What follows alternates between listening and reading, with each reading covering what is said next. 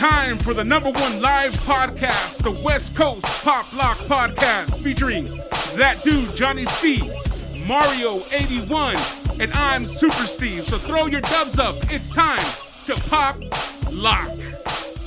Ooh, I got a lot of energy off of that. Yeah, that's the only way to start this show off. What's up, Super Steve? Yeah, man. Brand new intro. I like it. Well, yeah, I mean, we've just been trying to find somebody to do the intro for us with energy like that, just over the top. And so I've been having to do it. But I want to get a couple of shout outs real quick to Tommy, Priscilla, the Mesa family out there in Buena Park, Barrio Coyotes. What's up, everybody out there? Always supporting us. It's my goddaughter, Jessica Calderon's birthday today. Ooh, happy birthday. And then all my family from Anaheim, California, the Reyes family, always showing support. What's up? And then I want to introduce our guests today.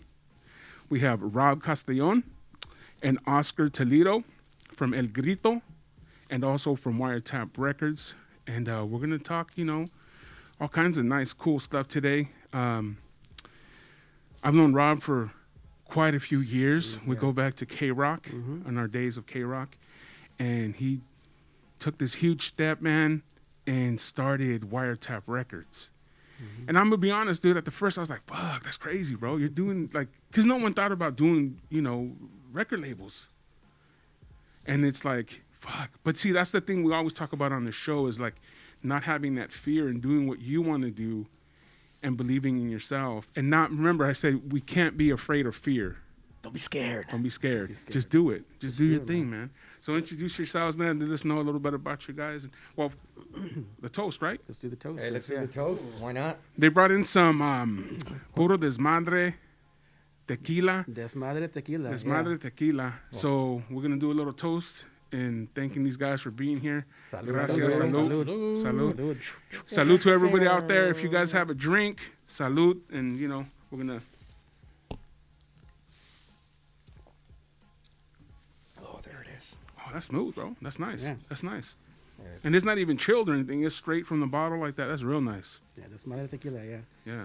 Well, thanks, Steve. Thanks for having us on, man. Yeah, man. Thanks for having both Oscar and I on. We appreciate the invite, and this is gonna be fun. Yeah. So we go way back, brother. Yeah. I think you and I met in 2004, 2000, something like that. Something like that. I want to just in my Yeah. heyday of K-Rock. K-Rock days, man. Yeah. World famous. A lot of good stories, a lot of good experiences there at K-Rock. But I worked with you at K-Rock for a number of years there, man. Before moving on and before we all moved on. But yeah, if you want the backstory of When did it start? When did you start Wiretap? started Wiretap in 2014. 2014. Yeah, and you're right, man. I didn't think you're a lot of people seek out to start a record label in 2014, right? No. So the experience of starting Wiretap was I think one of those things where we were all going to shows and doing our thing, and by no means that working at K-Rock we have the perks, man. It's a great job, right? We all the perks that we enjoy by having a job like that, and by no means are we not having fun doing it, But Oh, yeah. I felt like I was kind of just going through the emotions, like working at K-Rock, not really kind of being in touch with what was going on, kind of on the independent level, music side, and listening to stuff like Caged Elephant and Alabama Shakes and Portugal the Man, which by no means those bands are awesome, right? They're talented, great bands, and they put on amazing, performances. But I felt like I wasn't really in touch with the underground and what was going on, and that's what I came up, going to shows, going to punk shows, and not really keeping in touch with what was going on, right? So part of it was kind of like a bucket list type thing. I was like, I told my wife Marcy, and I'm like, I think I just want to put out a 45 or a 7-inch and kind of just be done with it, right? Just to say like I did it. Yeah. And she's like, you want to start a label? I'm like, no, I don't want to start a label. I just want to put out one. I'll find a few bands and put out a split and be done with it after that. And of course, that wasn't the case, right? No, yeah. So I reached out to 2 local bands out of LA area, a band out of Norwalk called Watch for Horses. That got some locals only play, back in that time. And then I also reached out to I was good friends with the band called Audio Karate out of the Rosemead, and they had just started a side project called Indian School that had also got some local play on locals only. So reached out to both of them. They were both down to kind of contribute a song, and we put out a 7-inch, and luckily it sold fairly well, and I was like, oh shit, then this sold pretty well. Like I want to do another one, and here we are, almost approaching 95 releases later, 7 years later. Here we're still doing it. That's crazy. It always starts off that way, right? It Yeah. starts off with, hey, let's mess around. Same thing with the podcast. We started off like we had a different name, and we were just doing it, going through the motions. And then one day we just said, you know what? Let's figure it out. Let's do it right. And we did, and that's where we're on 23 now. I know we're still in the infancy of podcasting, but man, it's been awesome, and we get to bring our friends on and really just talk, and I hope people out there are enjoying the conversations. And like I said, the ultimate thing that I think for me with this podcast is to show everyone out there, hey man, you can do what you want, bro, and you really can. Absolutely. You know what I'm saying? You just have to fucking, fuck fear, bro. Fuck the fear and echarle ganas, bro. You know, and really just go for it. Go for it. Like, and if you fail, fuck it. That's part of life, dude. Oh yeah, you're exactly right, man. I think you joked around that, like you're like, fuck, what's he doing? Started a label, and it's exactly true. It's like, by no means did this thing, it's going on 7 years now. By no means did it skyrocket. Like I get emails, and we both get emails with my Grito now. Like, asking us like, hey, I want to start a label. How do I do it? And number one, it's always like, just fucking do it. Yeah. It's like you're saying, like there's going to be ups and downs, and I tell a lot of young kids that email us and say, hey, I want to start a label. Like I love what you guys are doing, and like any advice. And I'm like, well, first off, like don't expect it to jump out overnight. Yeah. It's like you have to be doing this it's a passion project, just like anything else. So it's like you have to be ready to make social posts and get 4 likes, and you have to be ready to put out a 7-inch or your first release and sell 5 units. No, yeah. You have to be ready to lose money on this thing, and it's like that's exactly what it is sometimes. But at the end of the day, after you see the other side of that, and you see baby steps, baby goals, and you see some of your bands when they get first playlisted on Spotify playlist, and you see a band sell out a local venue, or you see them play something like Punk Rock Bowling, or they get it's all baby goals. So that's what we've been fortunate that over the past 7 years, we've had some pretty cool moments for our band. So no, I feel you. It's all baby goals. I also started Michelada Rumble, and like the first one we did like 3,000 people. But my business partner, myself, we saw the vision that it could grow, and shit. From the first ever Michelada event, we've blossomed, and now we're not just the Michelada event. We're a Southern California cultural event. That's what it is. Yeah. And we and all based around a drink. And then now you see there's all kinds of other ones out there now. But yeah, you take baby steps. We went from 3,000, now we're doing 15,000 people, So it's grown, man. And we have, Estrella Jalisco is one of our sponsors, and it's amazing to see those things. And again, it's also awesome to see your friends create and dream, and they're also like, because sometimes for me here on this podcast, telling my story over and over and over gets repetitive, but when I can bring someone like you on that can share also, hey, you know what, this is what I did, this is how I got here, this is what I'm accomplishing, and there's a bunch of guys that I'm gonna bring on here, what I'm saying, that we all grew with in those times of the 2000s in the beginning, and now we're all doing all kinds of cool stuff and creating and opportunities, not only for ourselves but for others. And then how did you meet, and how did you guys get involved, you and Oscar? Yeah, no, Oscar and I have been knowing each other for what? Are we approaching almost 30 years now? 25 years, something like that? Yeah, we met in like middle school or yeah. So Oscar and I have been best friends since junior high, man. 1991, 92 maybe. Damn, that's what's up. Real friendship. Yeah, Hell right? yeah. Yeah, exactly, man. So, this is my boy over here. So, Oscar came on board. Obviously, my buddy was supporting me all through, the first 5 years of running Wiretap. And, at some point, we always talked about having Oscar kind of get involved and help me out and stuff. And he came on board to help me out on Wiretap in 2000, I want to say 18 maybe, or 2017, 18. So we've been kind of, obviously we've been co-running Wiretap since then. And, my Grito came about kind of, and obviously with the pandemic going on and all that, and then, I'll kind of turn it to Oscar, and obviously introduce Oscar, who also co-runs My Grito with me. So, you want to kind of explain how our new baby, My Grito, kind of came to be? Oh, that sounds good.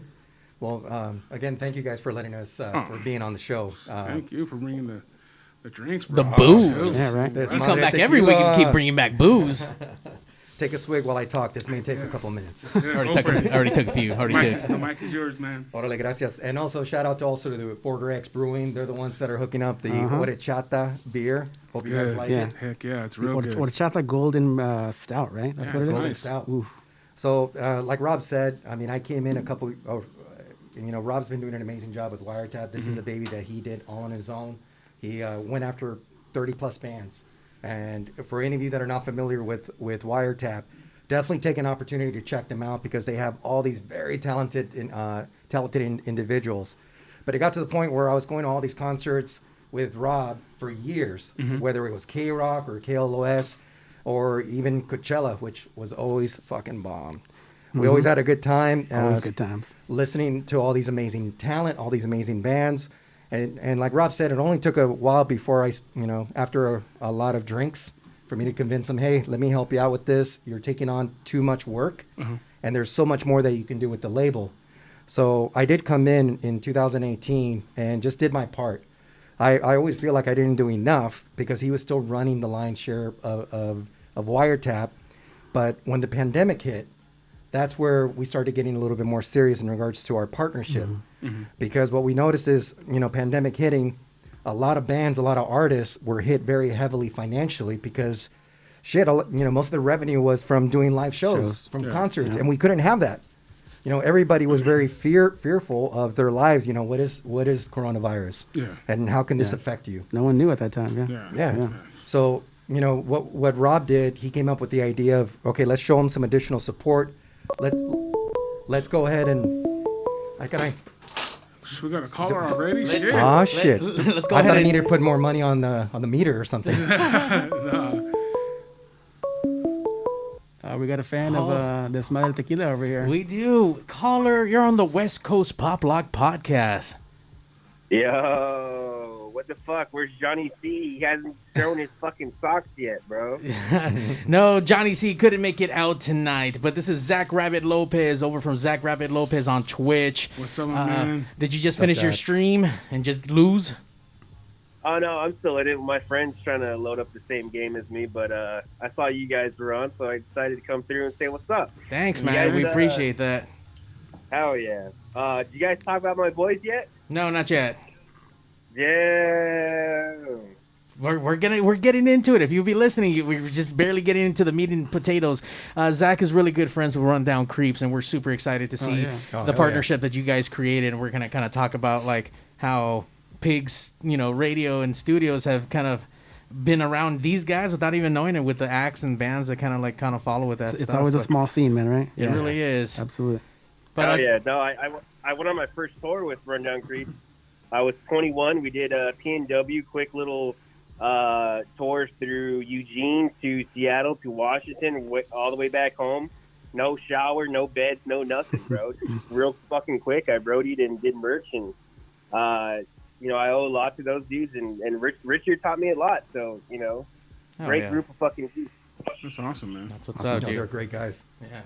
All right, Zach, thanks for calling in and sharing that memory. It's cute. Real cute. Thanks, Zach. Yeah, dude. All right. Yeah, I mean, once again, like when I saw that you guys were going to come down and I saw what Wiretap, because I had just saw the Rundown Creeps release that video and I just saw, my Grito. I was like, what the fuck is my Grito? Like, I mean, I've never seen that before. Then when Steve's like, hey, we got the guys from Mi Grito, and like, wait, what? Like, oh shit. Like, wait, there's something going on with these people. So I was really excited. And kind of hearing that the, passion project that just started 7 years ago and look where it's at now. I mean, once again, I don't know much about, and today's conversation is really exciting because I'm learning first time about what you guys are about and what you guys do. Totally. But you guys definitely need to go to their social medias. Where can we go? Where should we go? Yeah, no, we're on all the socials, of course, at My Grito on Instagram, My Grito on Facebook, basically just My Grito, whatever, all across the socials. So, this is awesome. It's so funny that we already got into Rundown Creeps because we just put out their new single, last week. And shout out to those guys. There you go. Shout out to Rundown Creeps and all the fellas there. So, Oscar, you want to get back into kind of how we... how you were saying the that. origins. Absolutely. Yeah, the origins, definitely. Origins. Yeah, so like I was saying, I mean, the pandemic hit, and what Rob put together with a lot of the artists on the label is he did a series of live streams just to keep content going. But even when we were doing that, and we're hanging out at Rob's house, drinking as usual, it got to the point where we're reminiscing of all the concerts that we used to go to and how much we miss them. But at the same time, when we're at these concerts, here's the thing, because we're here in Southern California, and heavy Latino population. There's no question about it. And anytime that we would go to a fucking amazing band or show, wherever we're sitting, there's a ton of raza around us. Yeah. And that always felt good.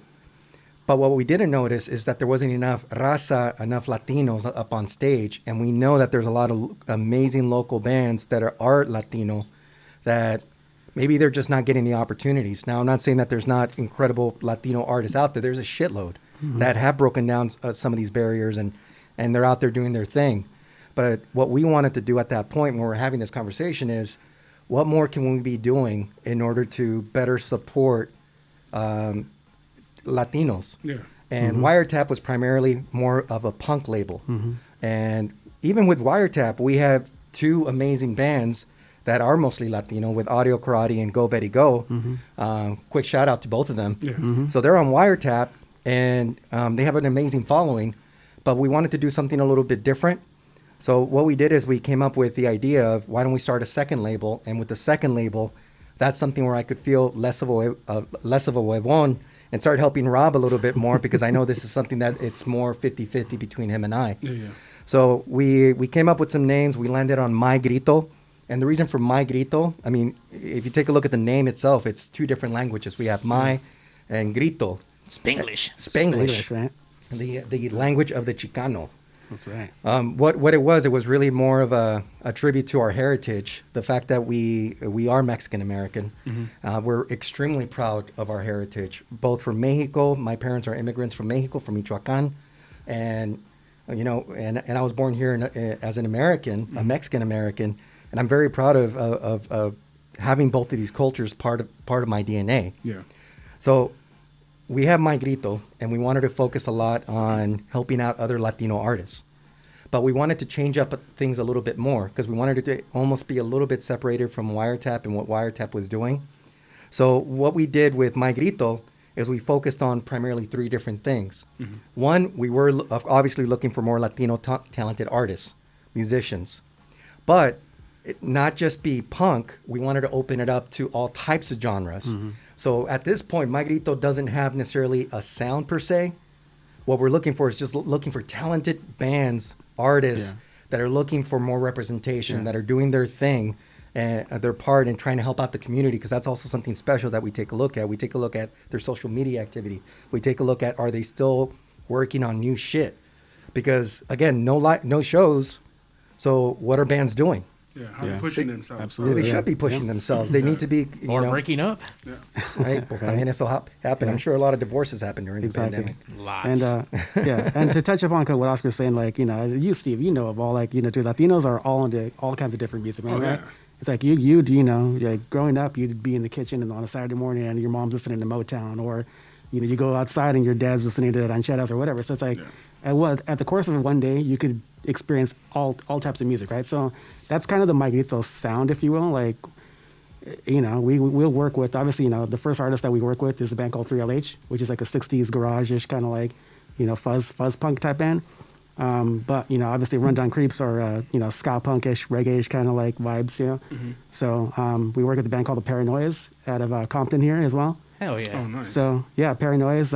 And by the way, we're doing a live stream with these guys on Saturday night. Oh wait, So, Saturday night. I think I interviewed them. Paranoias, yeah. I think I might have interviewed them. You probably will. We're getting close to 400 episodes, and we do a lot of drugs around here, guys. It's hard to remember everyone's name, but I want to say, oh wow, that's interesting. So Paranoias, the self-proclaimed your latest favorite band. So and Professor Galactico. Professor Galactico as well. Yeah, their alter ego.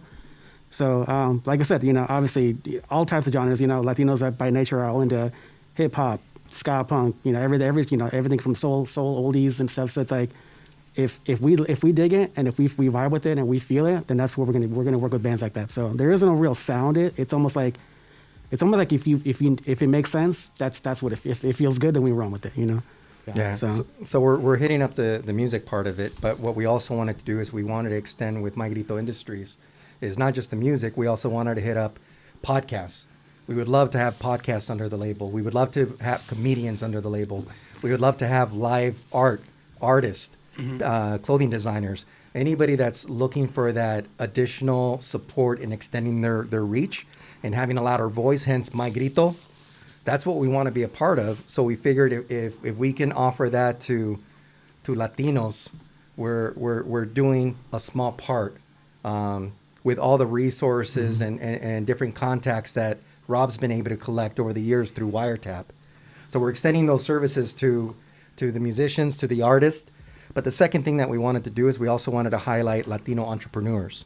Because keep in mind, My Grito really developed during the pandemic. Yeah. And during the pandemic, there was a lot of businesses that were just shut down. And unfortunately, a lot of businesses that completely shut down and they're not coming back. Yeah. So during that time, even before My Grito started, we would have a voice of support local businesses. They're the ones that really need your help, regardless of the race, right? Yeah. Support them. They need you during this time. So when we're talking about My Grito, we're saying, okay, let's also go out there and highlight Latino entrepreneurs. Yeah. And send people their way to give them that extra little help. So that's the second thing. The third thing that we wanted to do is also do our charity part, which Wiretap's already done charity work, which is great. What we wanted to do with My Grito is do charities that are Latino-based for the most part. So I'll give you an example. One of the first things that Wiretap did was we came out with a charity compilation. The first charity compilation called Más Alto Volume 1, which if any of your listeners, if they want to check it out, they can find that on Bandcamp. So Volume 1 has 30 amazing artists. Now you're thinking, okay, we just came out with it and with My Grito and here's a compilation. Most of those artists were not part of the label. But when we told them, hey, here's who we are, here's our background with Wiretap, and we're doing this for charity, and That's they what asked we us, want to do. they're on it. And the first charity that we helped out is an LA-based charity called Know Us Without You. And what they really do is they really provide security for undocumented immigrants who are working at the back houses of a lot of these restaurants, the service industry. Yeah. Whether they're servers, bartenders. The fact is that they're not documented, so they're not getting support from the state. Yeah. And with COVID here, these restaurants are not open. Yeah. So what type of financial support are they getting? None. So what Know Us Without You, what they do is they provide resources and food to a lot of these families that just need that help. Yeah. So when we heard about them, here we go with Más Alto Volume 1, 30 artists, pay what you can. And we were fortunate enough to be able to donate $500 to Know Us Without You during the first compilation. Right now we're doing our second compilation, charity compilation, Volume 2. It's still open. We're still taking any type of donations, and the donations could be anywhere from $1, $5, $20, whatever you can. We know times are very difficult for a lot of people, but if you're able to donate anything, you're going to get access to 26 bands. And we've been getting a lot of compliments on both of these compilations. The type of talent that we have on these compilations is great. But we decided to choose a different charity for this one. The one that we did is the Esperanza Immigrant Rights Project. So if you think about it, the first one's to help out undocumented people that work at restaurants and service. The second one, what we wanted to do is we wanted to pick a charity that's helping immigrants and understanding the immigration process, and being able to educate them and provide them support and representation when they need it, and not only for adults but for children as well that are being separated from their parents. Yeah. So Esperanza Immigrants Rights Project, they're doing a lot of things to help us understand how this works and get our citizenship.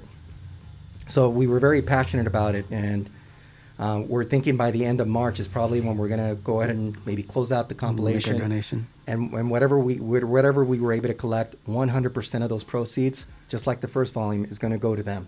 That's awesome, man. That's awesome. That's the way to do it, though. You got to help out however you can, whether it's financially or whether you can, help people out in any way, even by motivating or showing them that things are possible. in whatever you want to do. I mean, Absolutely. I remember you and I when we first started. I knew we got in a little bit of trouble. Me and Rob started doing something called. You're gonna give this story? Oh yeah, dude. Let's do it. We started, yeah, because we were at K Rock and we started doing this thing called Atomic TV. No, we're talking about the radio thing. We're talking about the LATV thing. No. But I mean, whatever, dude. All of it.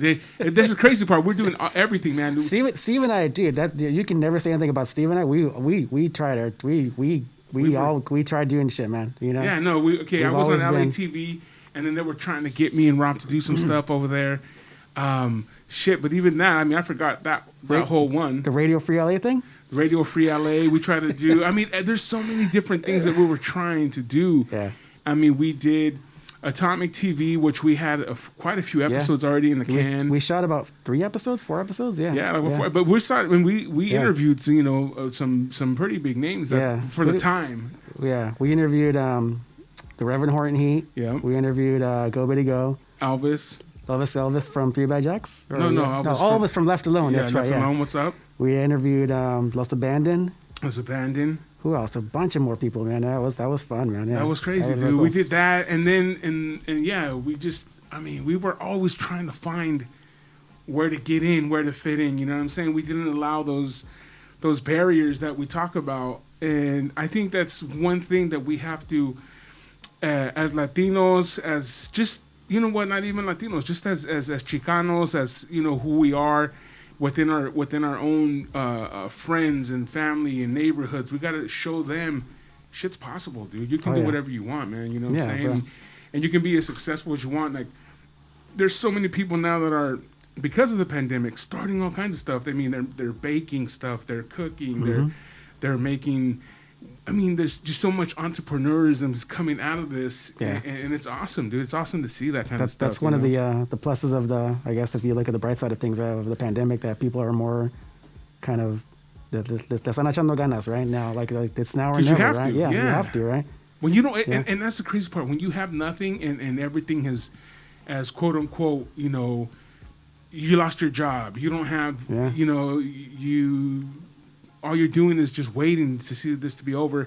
People have jumped on opportunities and created for themselves, and that's like you guys, my Grito, I mean, coming out of a pandemic, it came from the pandemic, the birth, and same for a lot of people that I know, dude, and yeah, man, that's crazy, dude. Yeah, we've started all kinds of shit and just kept going. And once one door closed, and it was like, okay, well, fuck it, let's try something else. Yeah. And it was crazy, dude. We almost got fired from K Rock because we were doing stuff. We would use our K Rock, it's my email address, and so big bands and record labels were like, oh yeah, guys, come down, we'll take care of you. And then our boss had heard about it. They're like, yeah, like, hey, what are you guys doing? Like, I was actually driving home. Yeah, you got the call from Jeremy? Yeah, I was already at home, dude. And they're like, come back. So I had to drive 2 hours back to K Rock, and I go, what are you guys doing? And we're like, hey, we're just out there fucking, dude, you can't blame somebody for trying to make things happen, right? This was a time when K Rock wasn't doing specialty shows, and I want to say we were ahead of the curve, man.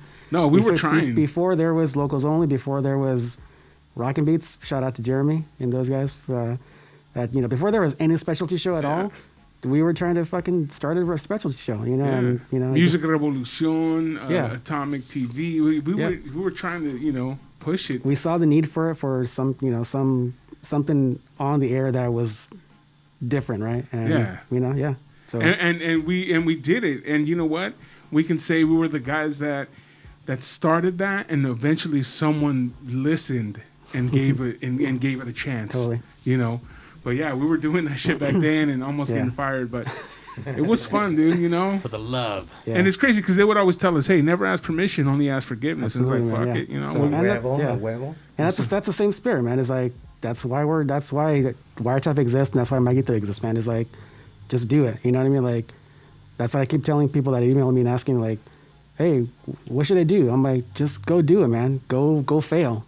That's what's gonna happen. It's like, go fail. Like, if it hits, but you know what? Overnight, great. But you might not fail. Yeah. Like, that's not the ultimate goal. But be prepared for failure. Embrace failure. Absolutely, yeah. Failure is only telling you what not to do next time. Totally. You know what I'm saying? Like, not everyone fails at what they do. Yeah. I'm gonna be honest. I don't fail, bro. I come and do it and I rock it, and you know what? We continue to go. Yeah. Failure is not an option. Yeah. Because failure means you're not gonna try again. Failure means you're giving up. And if you're climbing a mountain and you slip, that's not failure. That just means you have to get another path. You have to find another way. And so don't look at it like, oh, failure. No, get that word out of your head. Get that out of your mind. You're just figuring out what isn't working. Yeah. And continuing on. Very true, man. Yeah. It's funny. Last 2 weeks ago, Oso was here and told the story when we drank the Jack in the room. Oh, when he took my bottle? Yeah. Well, I drank the bottle. Well, he drank it. Jack, man, didn't drink it all. Yeah. Well, but I had. Here's the story, dude. We were at K Rock at the Acoustic Christmas, Yeah. and Rob had a nice sized bottle. We had gone to Bevmo. We're on the way to Universal Amphitheater Hotel, and I got my the big one, right? Not the big Like one. a handle? No, not the handle. No. The one below it, like No te the crees, size of no te the crees. Yeah, like that size. Yeah. Okay. We're drinking it, and Rob's like, "Hey, dude, that's the only thing I have for the whole week, for the weekend, yeah. weekend." And I go, "Don't worry, Rob. I have a handle Oh, yeah, upstairs. You can have, we're gonna drink all weekend." And then he saw it going down, and it was getting lower and lower. And it was the first night. It's Friday night. You're like, Fuck it. Que ya quiere llorar. and we're on. It's like you're a van driver. You're not making a lot of money, so it's like that's all I had for the weekend, dude. But I told him, "Hey, bro, I got you." He didn't believe that I had him. So what ended up happening is, we've told the story a few times here already. So what ended up happening is that we said, fuck it. We went upstairs, got the handle, drank the handle, drank everything. And nobody was going to have shit for the rest of the fucking weekend. But You yeah. gotta go hard. No, yeah, dude. Yeah. We said, fuck it. Because he was like, yo, that's my shit. It was like, no, bro. We're fucking, Yeah. fuck it. Paul, go get the fucking handle. And we drank it. And it was awesome. It was fun. We had a fucking great time, but I paid for it dearly the next Dude, day. the next day was Dearly. rough. It was rough. Dearly, dude. Because that was one thing, man. You were allowed to party your ass off when we were at K-Rock. But you had Do to what wake the your fuck. ass up the next morning. But you got to make it downstairs, and at the time they tell you, and we got to get busy, and we got to make this show rock Right. and roll, But partying-wise, we fucking partied hard. Every yeah. night. Every Oh, night. You got a bunch of young motherfuckers out there rocking and rolling, fucking hanging out with all these rock stars, getting drunk, and we're trying to show them, hey, we can go as hard as you guys can, And sometimes we did, and Yeah. sometimes we didn't. Sometimes we didn't, yeah. But Oh, it was yeah. cool.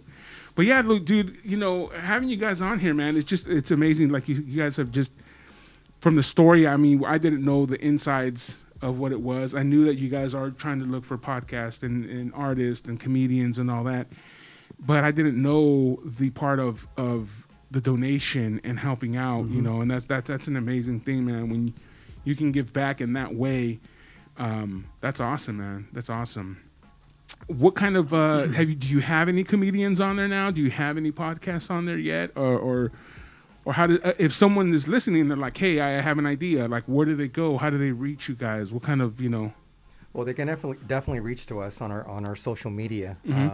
Just go ahead and message us and let us sample, what you're working on. At this time, we are talking to one of our homies, Fernando, that on him possibly coming on board with his podcast show, which is fucking amazing. I mean, we've been hearing him for years now.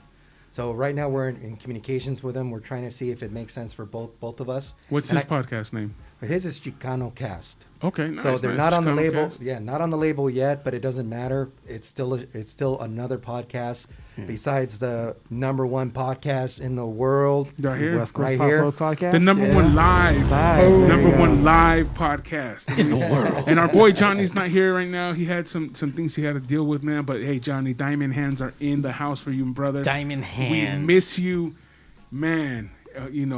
We got you, bro. But yeah, our homeboy Johnny C. He's a stand-up comedian, and he's a funny ass dude. Johnny, it's that dude Johnny C. And so yeah, we have a comedian in here. We have myself, who I've done a little bit of everything, and then Mario is are hardcore into the radio. Master of all trades. Everything, dude. Live of all trades. Live Yeah, sound, dude. production, producer, everything. I met this cat a long time ago, and he's not only done our sound, but he does flyers. He's a, if he can't do it, he'll find someone that can. That's the DIY, Trabajo, si se puede. DIY spirit, man. Yeah, right. But so how about comedians? Do you have any comedians that you're looking at, or have you guys not? Not yet. No. We've reached out to a few people. Are but you guys like, managing them, or are you putting on the shows, or? It's all developing. Yeah. We started Marguerito in October, so this is relatively less than a year old. Yeah. So it's like, but the whole vision for the whole thing, like Oscar said, is to work with artists in general. And we never only wanted to do musicians.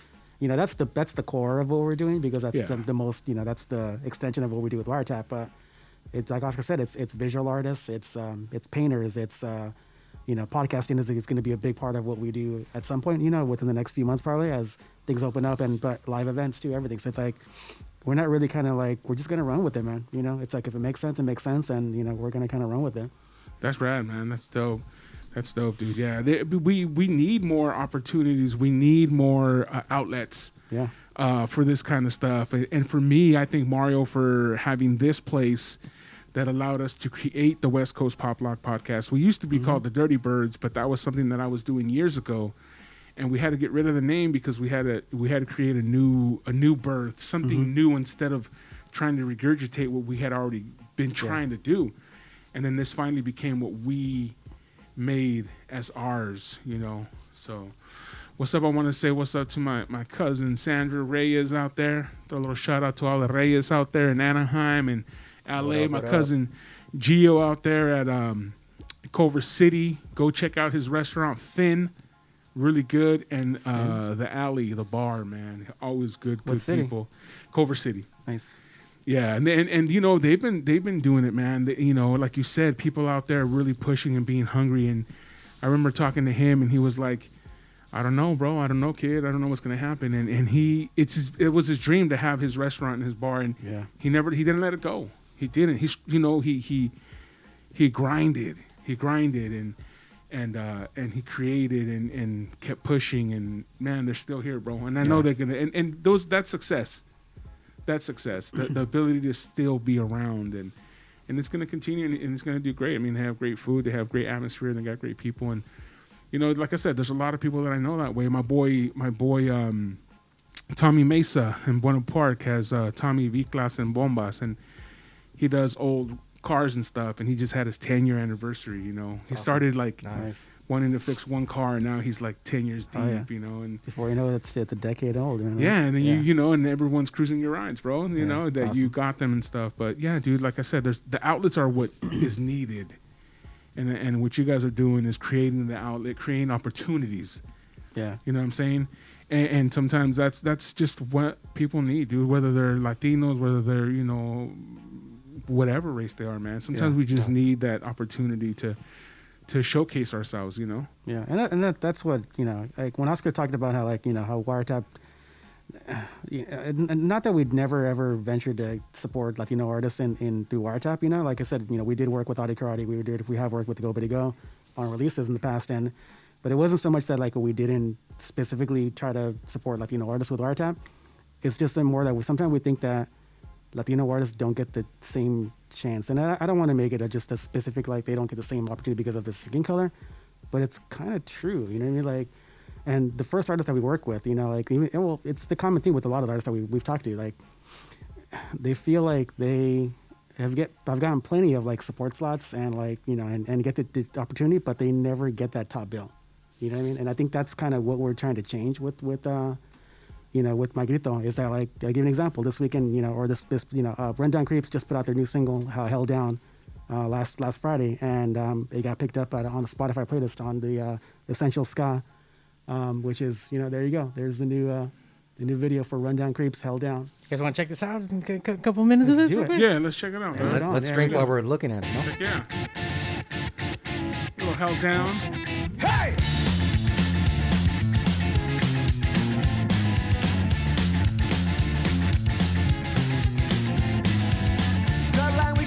From reality is that difference between you and me. What's real, what's fake? Could it be a mistake or human vanity?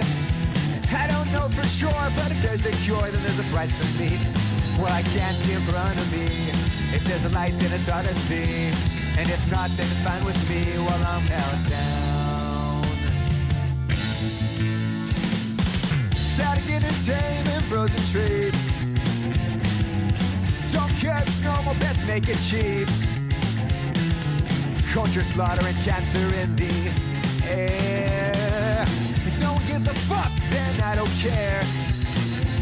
Well, it's nice to know. With pain comes chance to grow. So best go on away from the flow while I'm held down. The gesture's nice, but no one cares. To live in life just to compare. The pretty smile, one troubled face, till the day you meet that lone embrace. Who really knows if it all means well? Are we close to heaven? Are we close to the hell? Or is perception all to blame? We're not all the same. Paradox a name. Insanity and flame while I'm held down.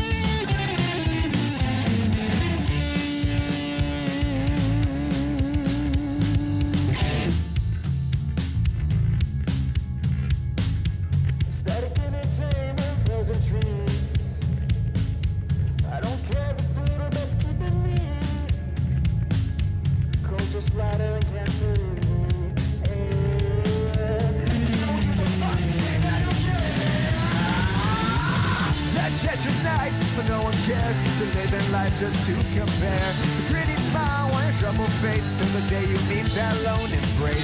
Who really knows if it all means well? Are we close to the heaven? Are we close to the hell? Or is perception all to blame? We're not all the same. Paradox of name. Insanity inflamed while I'm held down.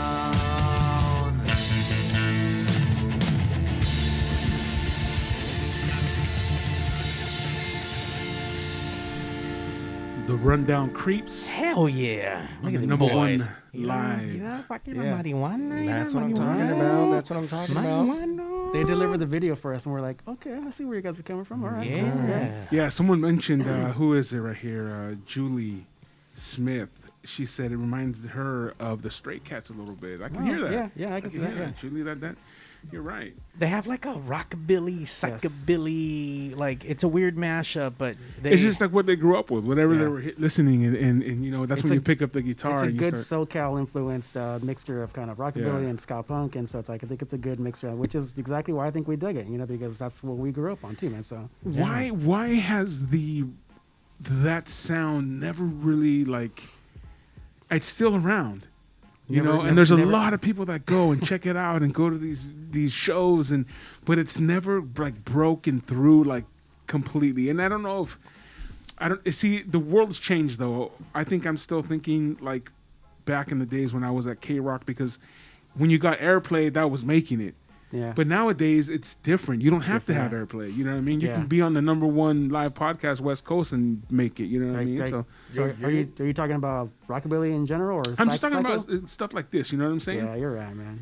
It just I don't but I don't know, maybe now it's different because social media can push them and they can do shows and they can still make it. it's all about DIY now, man. Yeah. You don't need Yeah. the big glamour. Like, dude, you can make it with. But see, the thing, what I'm trying to get at, I think, is like when you have hip hop artists, they make it because they're DIY, they're at that rate, and then they just push them all the way to the top, Yeah. and then they just are huge. Look, man, it's the genres, plain and Is that simple. it? I mean, look, I'm a big Spanish rock guy fan. I love that. Rock en español. The shit ran its course, and it died, and then it turned into reggaeton. Came back from No, but you still have. I mean, you go to like a Maná concert, that thing sold out. Yeah. Every Okay, single that shit night. didn't die. Who Yeah. else are you hearing that's traveling, putting numbers like that? A lot of bands Rock en aren't. Español? Café I don't know. Tacuba, you can go see them. What I'm trying to get at is there's so many of us here, bro.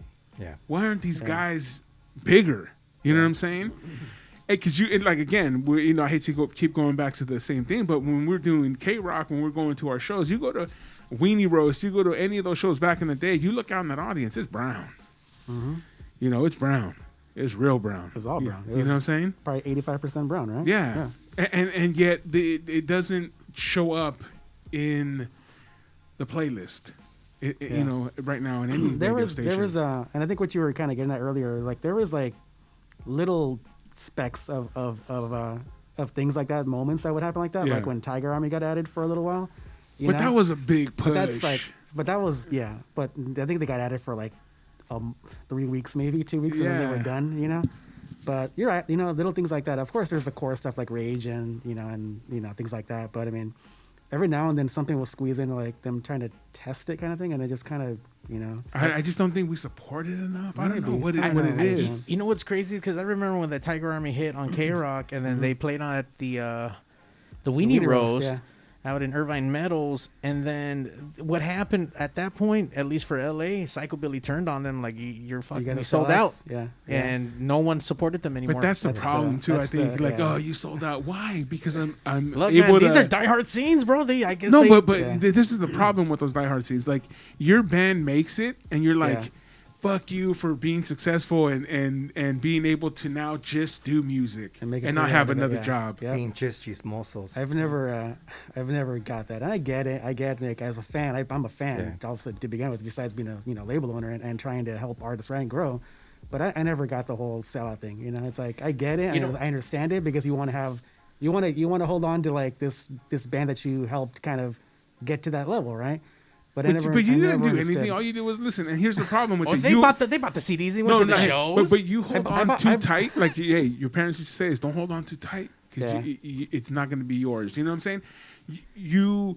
These people hold on too tight and take it too serious, and it's not just yours. And then sooner or later, they won't be able to continue to perform. They won't be able to continue to make records because they're not making money. Trust me. But I tell you what, though, you know who's hating? Other Latinos on Latinos, because it's a Latino wave. Fucking. Yeah. So maybe it's our own race that's fucking up their own shows. Like, fuck you. If I can't do it, you can't do that shit either. No, but it was with the other bands. Like, I remember AFI, when we started playing them, they were getting a lot of hate. AFI got a lot of hate. But then again, you go from a band who changed from punk to what they are now. So the punk dudes hated on them because they sold out because they did this. It's still about a sellout, bro. The punk thing I get, but the Psychobilly thing I didn't get because I thought Psychobilly kids would be like all into it. Like, dude, hell yeah! I was stoked that Tiger Army was on K-Rock. I worked there, of course, and I was like stoked about it. But like as a fan, I was like, dude, that's awesome. Yeah, they finally can do shit. They can make fucking money. They can continue to put out good music. And no, we all hated it, so now they don't even perform. They're not even out there, I don't think, right? This is crazy. I tell you one thing, though. I did travel to, I went to Lollapalooza a couple years in a row. The vibe out there, I went the year that, was it Lollapalooza or fucking, I'm so sorry, not Riot Fest. I went in for Riot Fest, and that was the year that Misfits got back, and that was their second show, but Tiger Army played out there. And let me tell you, I've seen Tiger Army a shitload of times out here. One time out there, that scene is way more hardcore than they are out this way. And I'm like, whoa, there was hardly no Hispanics, no Latinos in the fucking crowd. Whites, blacks, everything else singing to Tiger Army in the crowd, going as hard can go. Because they rarely get a show out there, right? Yeah, that might be it. But for being local boys, local hometown heroes, everyone turned their backs. They don't give a fuck about that. Yeah. Don't give a fuck. They hate. Like Steve hates on everything. Okay, and Steve hates on everything. Steve hates on everything. No, he's crazy. Never die, man. Never die. No, dude. How about Social D, bro? Oh, they sold out, but they're huge as hell out here, bro. Yeah. You know what I'm saying? They were selling out. Remember back in the day, they were selling like 7 nights at the House of Blues, LA. 7 nights at the House of Blues, Anaheim. Dude, but you know what I'm saying? 14 nights usually. It was like 2 weeks straight. And it was the same show every night. The same show, but you don't care. You just wanted to be there. Same intro to songs. Intro, same everything, same story, same word for word. The song's about being $1 short. And that's right. I remember when we used to paint our hair green, and sometimes we kicked their ass. We hang out with the junkies, winos, pimps, and whores. Well, they'll have like 14 shows, but 5 of them are going to get canceled last minute, no? Yeah. Nah, I mean, they would add more shows. That's Morrissey, dude. That's is Morrissey. Morrissey Oh, yeah. too, yeah. That is all Morrissey shows. Yeah, Morrissey was just like, oh, I smell bacon Motherfucker. wraps in the parking lot. I'm done. You better not cancel. You know what? And we're fans of Morrissey. We grew up with Morrissey, and we're going to all these concerts, and we're fucking rocking and rolling to the music. And then here comes Meet His Murder, and the videos start coming up, and I don't know, I just get fucking buzzkill. I'm getting depressed. I was never I'm telling a my old Morrissey lady, fan, hey, let's bro. go get some tacos after this. Yeah. That's a whole nother topic. Like guys you can have to do a know, whole you have show. to know your crowd, right? You have to, hey, Yeah. come on, Don, we're gonna get some bacon wraps after. We're gonna get some tacos. Like you're over here, you know. You could do a whole show on Morrissey fans, dude. Yeah, for sure. And one of them was Oso, and it didn't say Oh, yeah, when he yeah, was that's here, right, yeah. but I remember when Morrissey did come to K Rock, and we were like 2 studios away from the Kevin and Bean studio, and Oso was shaking. This like 6'5", 6'6" Mexican dude, like 380, almost 400 pounds, was shaking and almost crying, dude. Come at me, Oso. I would never tell him because he'll still kick my ass, though. He's still throw hooks, bro. Well, But he's still he's about my size now. yeah, he's a little smaller than you now. But back, yeah, dude, he was. I know what you mean. Like, dude, but He was that's crying. You were that's crying, the effect. Oso. You were crying, bro. You were Dude. crying. But that's the thing is like, because I was there. I remember when Yeah. he came out, and it also was he was like his bodyguard that day, right? Yeah, he came Yeah. out and he helped him out. He But came before out- that, he was all shaking and Wait, crying. is that the last time when Yeah. he just came out of retirement for that ring? Wait, no. Ring, no, you are the Corey? You're the core, yeah. Yeah. You know, fuck Oso. He fucking pulled them away. I was 2 fucking people away from getting my shit signed, and they pulled them away. At the parking lot. Yeah, like right yeah. in front of the fucking K-Rock. We went out there because we heard the fucking thing, Yeah. and he came out to do some fucking some signatures. I was fucking 2 people away because some stupid bitch in front of me was like bawling out of fucking control, like, bitch, hold your shit together. Like, I'm really like 2 people away, and some big bald dude might have to be fucking also fucking walked him off. I'm like, God damn it. Listen. Yeah. Fuck. Fail. You know. Oh well. Hey, Oso owes you a signature. Yeah, he does. Fucking asshole. That was your Morrissey signature. I got one up bro. there, but I could have got it myself. I got my sign that day, man. Sorry. No shit. Yeah. Fucking cool. I got Part of my, the establishment in here. I got my Suede Heads 12-inch single signed that day. Nice. Oh, mira, I actually got. muy I actually cabrón. got. I got gifted. I got a Viva Hate to Misprint Education in Reverse autograph by him. Ooh, there you So go. You down the win. street from his house. Got You it. win. You win. Got it. Morrissey. Fuck, I never got Nice. Morrissey, bro. I've never been a fan. And I don't know. Because you're too gangster, bro. I don't know, bro. Too cholo with I- your too lowrider OG, shit. Too OG. yeah, What, man, you're not a depressed guy? For real, bro. Nah, bro. But you know what? I Me mean, duele todo. I listened to a couple of his jams, but I just never understood that like hardcore link to him, dude. Yeah. For me, like, me and this guy, we grew up going to Morrissey shows like in high school and stuff, but it wasn't. I don't want to fucking start a Morrissey conversation. All right, Well, all right, I'll- But it is what it is, man. I'll- Like I'll- the conversation. I'll come back. Is, I'll come yeah. back for a different. But like maybe a Morrissey day or some shit. Isn't there like a Morrissey day or some That's shit? his birthday. We'll have some We tacos celebrate every outside. day Morrissey Day. Get a taquero to come Yeah, down we'll here. get a taquero in here and we'll fucking Alright. celebrate Con Morrissey. tofu. I'll have Morrissey stories. We'll have Oso in here crying. We'll put a pin on it and then we'll do Morrissey Day a different day. All right, we'll do Morrissey different day. We'll But bring it back hey, to Pig Studios so we could do that. And then Club Fun City. We could do Morrissey Talk and play videos and cry together. Right? Hey, but since we're talking about signatures, here I am killing the mood. Sorry, guys. With getting record signed y todo. So let me bring it back to Paranoias. So the Paranoias, like Rob said, we're doing the live stream este sábado. It's a free show. Starts at 8 o'clock, and they also came out with an album that on vinyl for all you vinyl collectors. Mis Perros. It's a great album at a great price.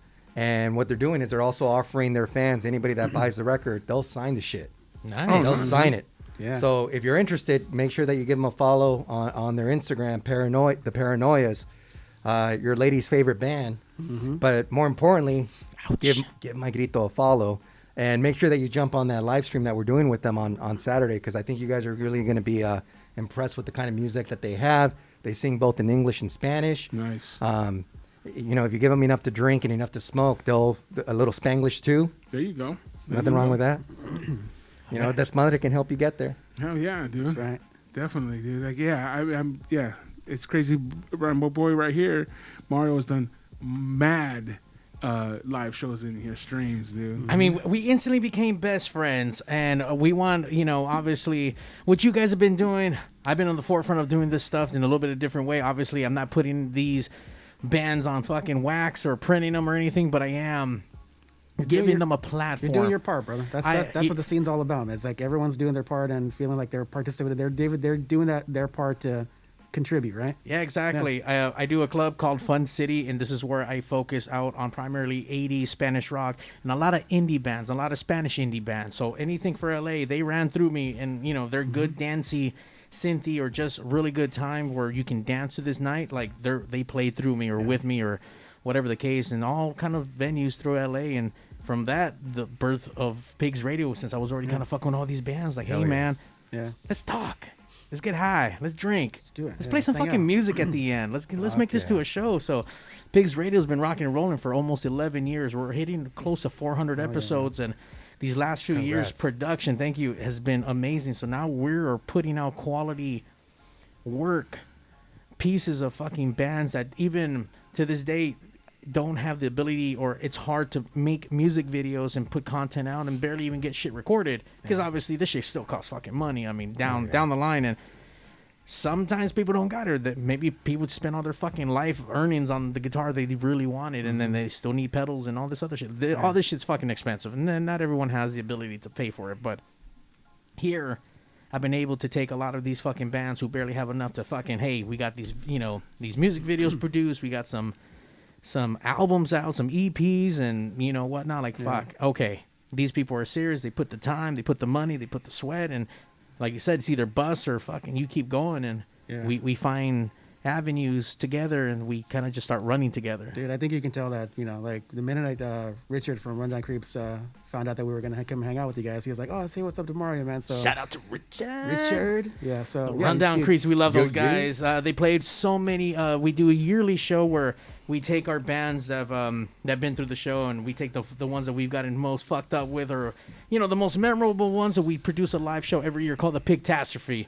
And they've headlined and played with us with so many shows throughout the couple years, and even the ones where they couldn't even get in other than just play because they were not old enough, and those were like our first shows out of Spikes and Rosemead. So shout out to Spikes, it's no longer in existence. That's the second time Rosemead's been brought up, man. The hometown of body karate. Hey man, you got a lot of Hispanics and a lot of like music out in Rosemead, bro. Like there's a music scene out there. It's an 80s underground, indie underground, LA. I mean, it's a lot of good stuff out there. A lot of keep people into this stuff. Yeah. So when you look at an artist, do you judge them by how good their music is, or how fucked up you can get with them? How good their music is, but primarily how good music is performing live. Because you know what? I'm not gonna lie. I put in so much time, effort, and my own money. No one pays for this shit. Like I said, a labor of love, just like anything else. And I don't make any money off of any of the shit that I do, but I keep putting into it. So when I get a band, I make sure that they sound great.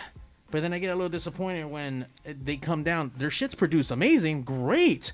You come out here, you can't even hold your fucking dick in your hand right. And I'm like, come on, man. Like, that's not cool. Like, if you need to, and once again, we've had bands, we've had English, Spanish, rock, not rock. We've had hip hop, rock with hip hop, and all kinds. We've had magicians, LA Corners. We've done all kinds of walk of life. As long as you're interesting, we'll talk to you. But these bands, when they come down and perform, sometimes they don't bring their A game, and that's disappointing. Because, like, fuck you, man. Like, I do this to give you a platform. Bring your best. Yeah, we've experienced that a few times with Wiretap. Like, we don't have the luxury of jumping on a plane and going to see a band from out of town or out of state, right? But when they come actually and play a local venue, you're like, all right, we're gonna go see the band that we want to personally work with.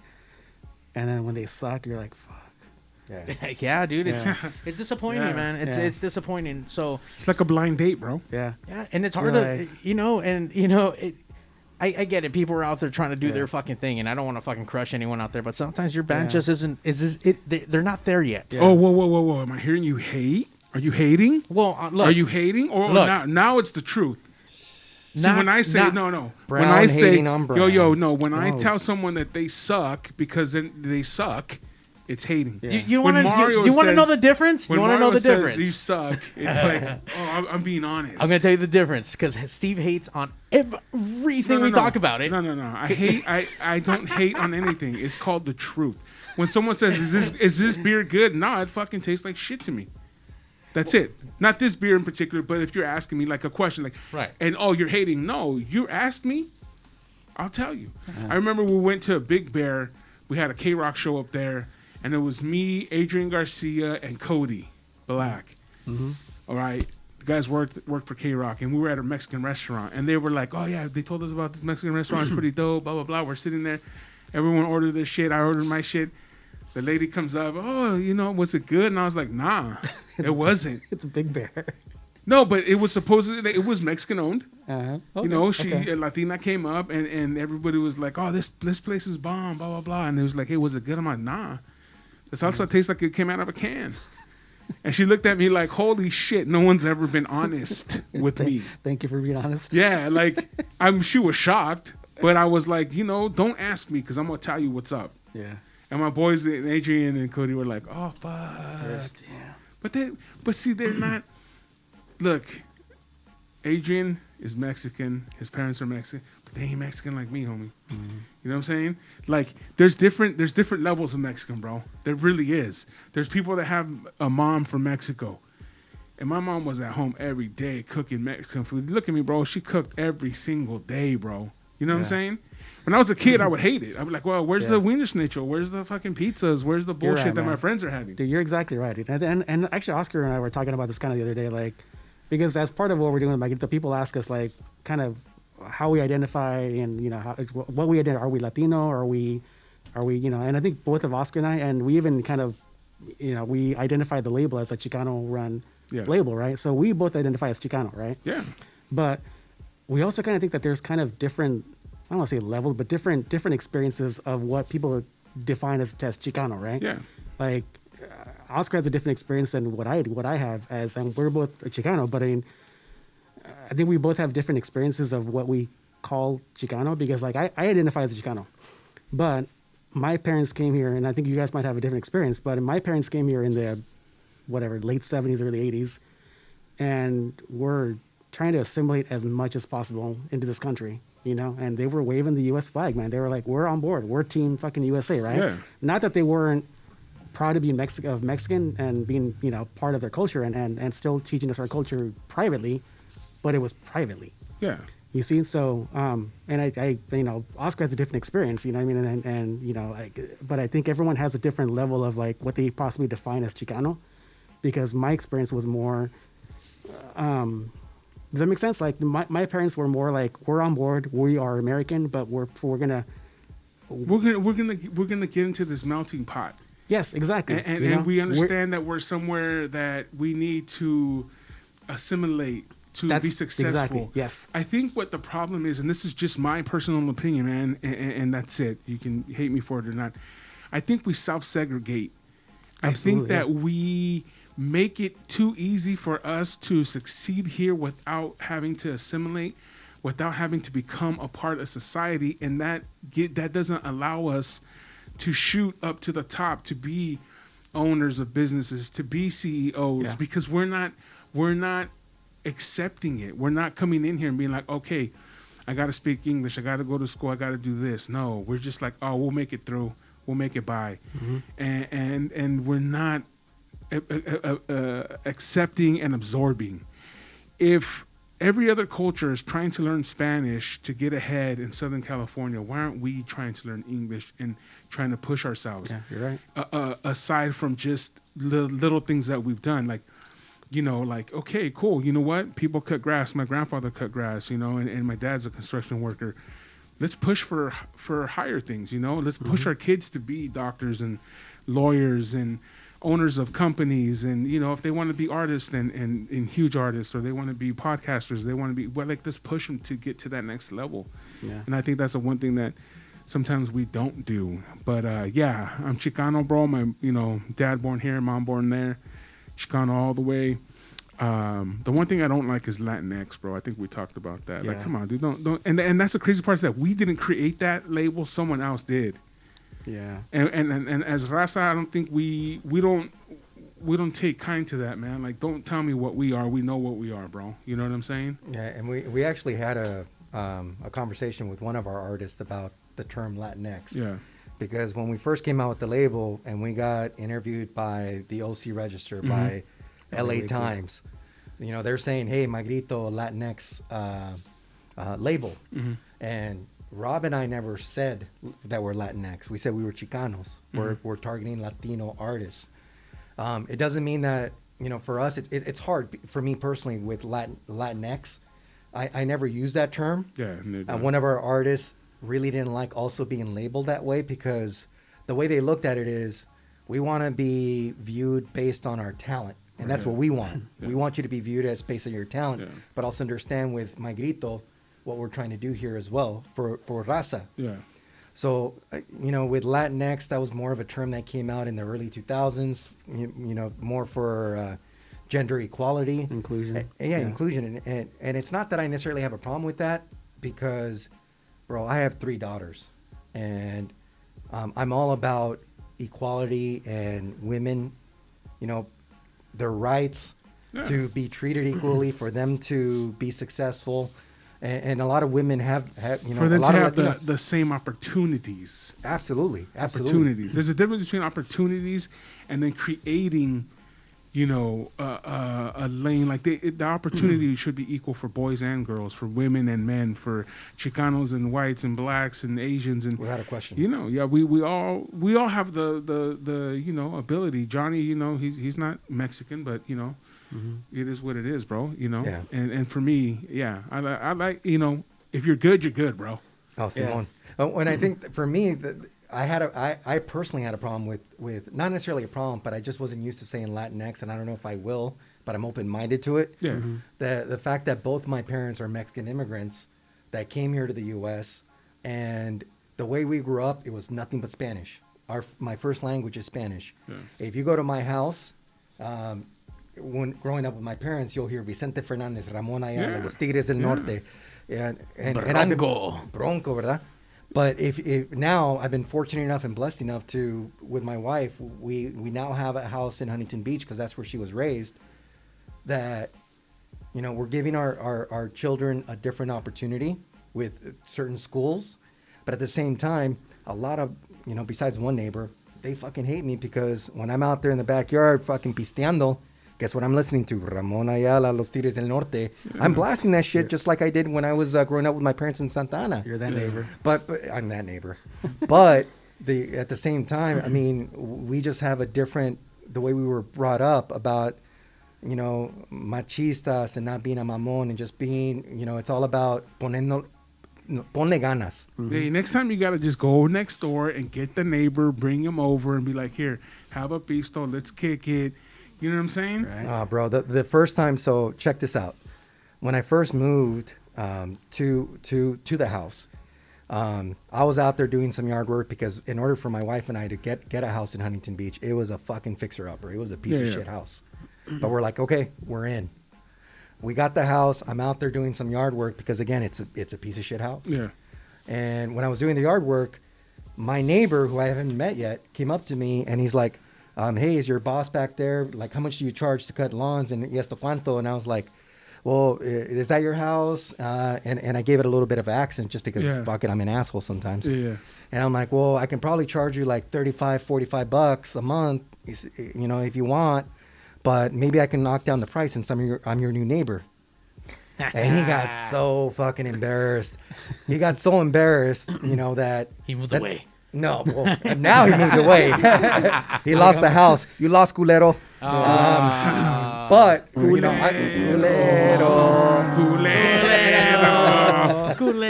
Okay. But so he lost. After he was so embarrassed, he came over to my house the next day con un poquito más de respeto.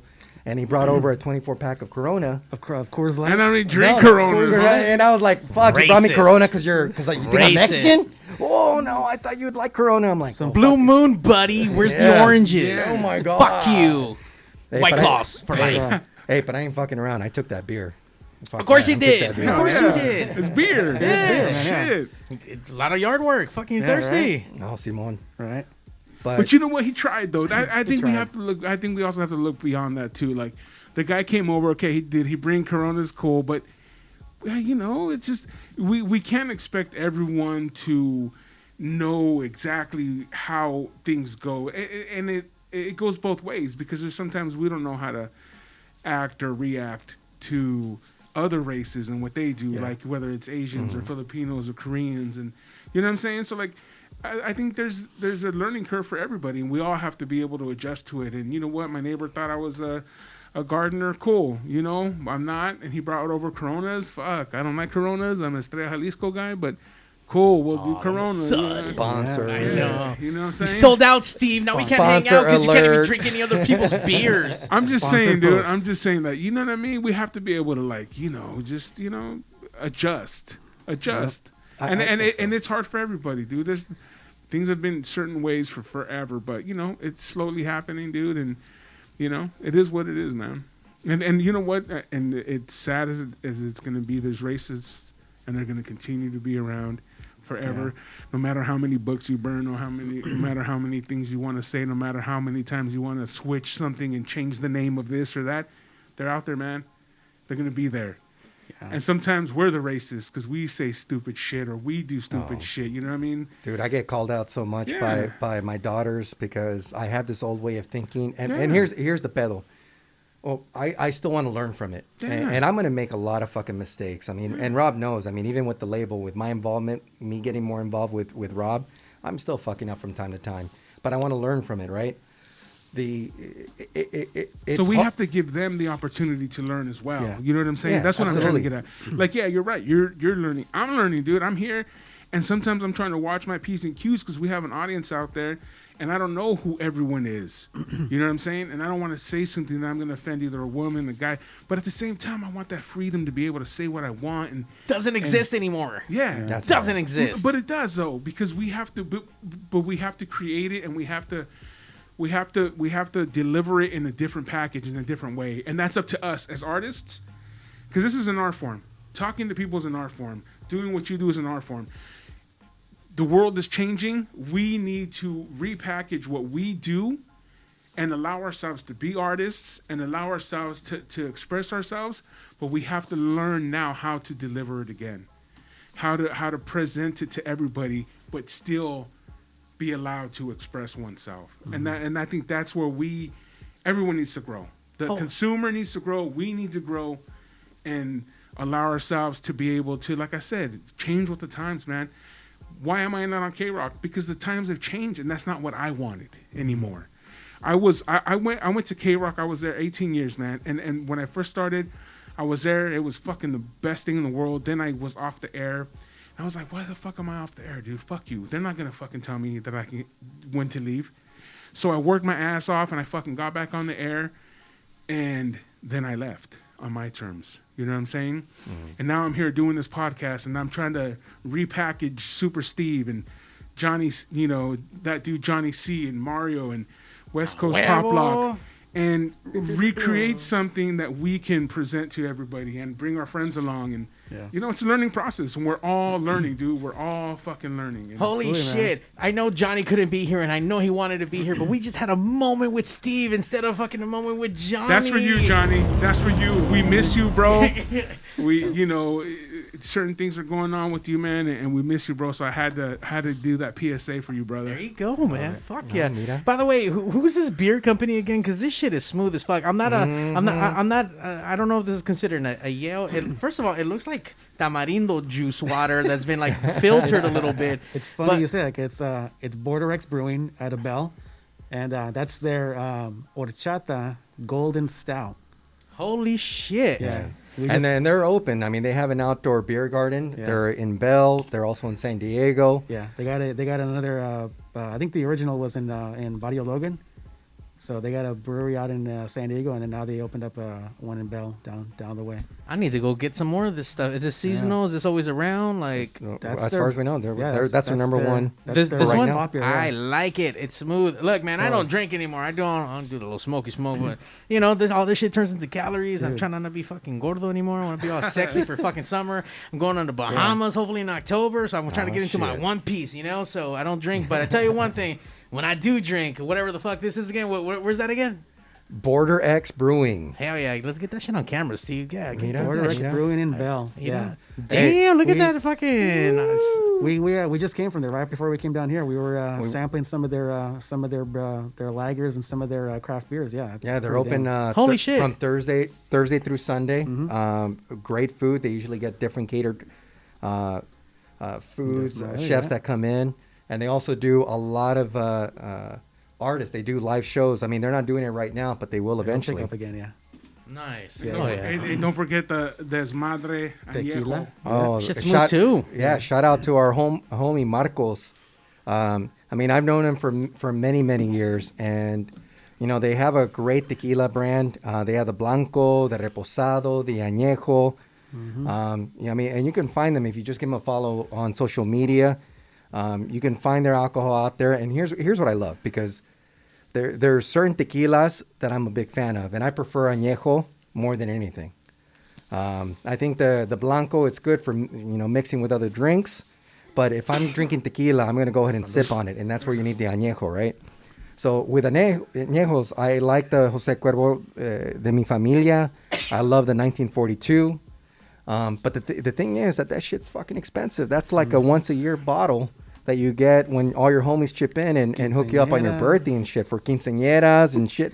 Which, by the way, quinceañeras, a lot of fucking haters are in the quinceañera. So you got to be careful with family and friends that show up to quinceañeras and weddings and shit like that, bar mitzvahs. There's people hating out there. Don't fucking do it. I'm telling you, man. That The Steve, raza's a Steve, hater, bro. Yeah. we hate on each other for We do. because we can't watch anyone else No, be better or come up on opportunities. But And we none of that we shit. support, bro. We're here. Look, we're not hating on these guys. We're supporting these guys, Hey, bro. and with your We're- guys' help, gracias. we're going to have 20 followers by the end of tonight. Hell Fuck yeah. yeah. Don't hate on us. Shit. 20 followers. I got you. 21. I'm gonna follow you tonight. I'm telling you guys this. We just opened up the back door because that's where I like to fucking bust in through.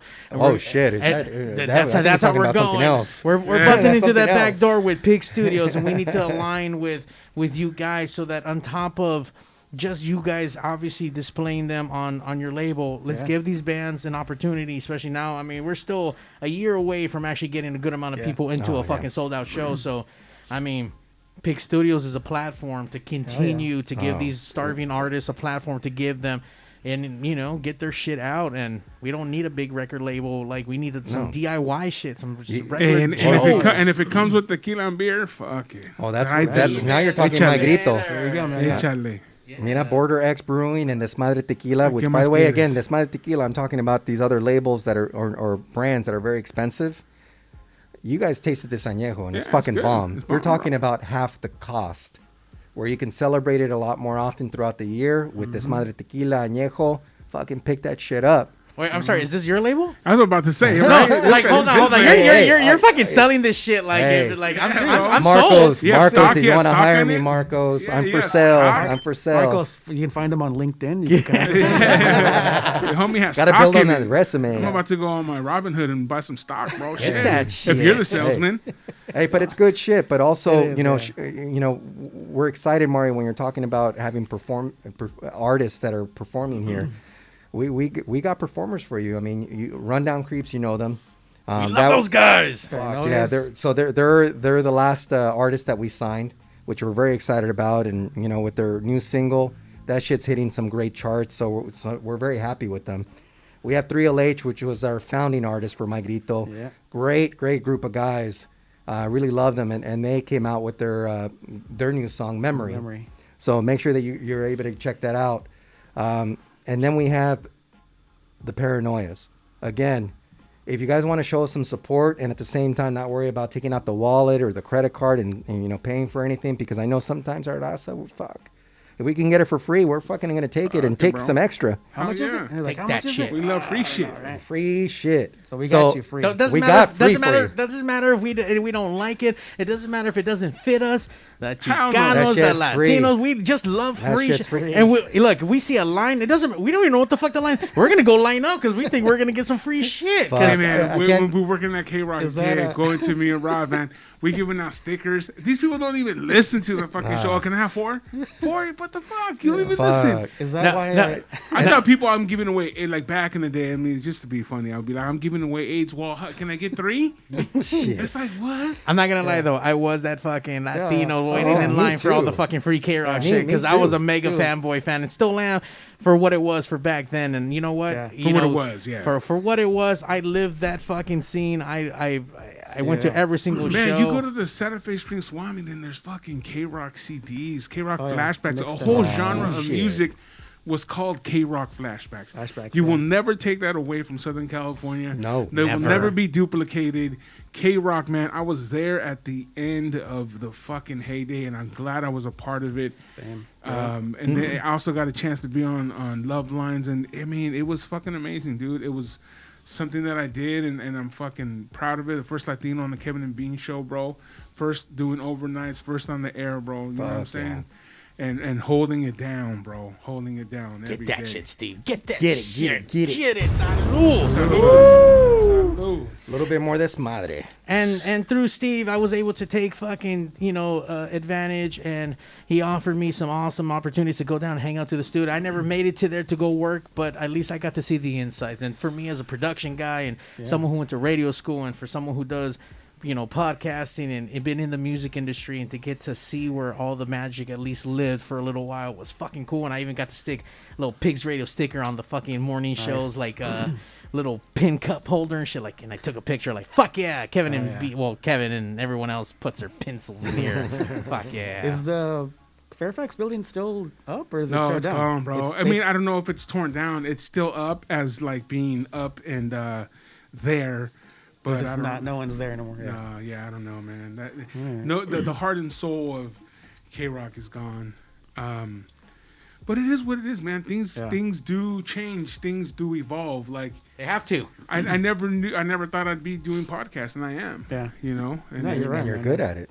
and yeah, thank you, man. You know, we are Joe Rogan's favorite podcast. That's what I heard. Oh, That's yeah. what the I number heard. one live podcast in the world.